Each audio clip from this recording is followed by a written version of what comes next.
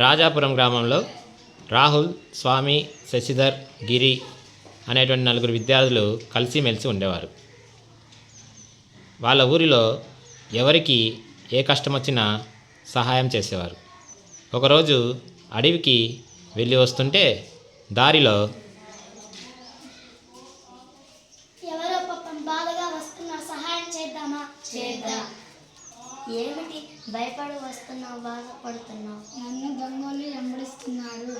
కొత్త ఇల్లు కట్టుకోవటానికి బ్యాంకు నుంచి కొంత డబ్బు తెస్తుంటే దొంగలు వెంబడిస్తున్నారు.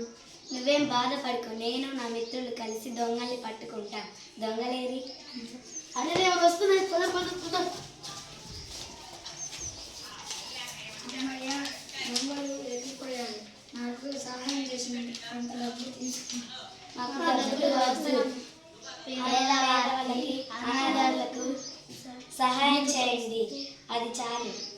చిన్నపిల్లలైనా బాగా చెప్పారు. శభాష్.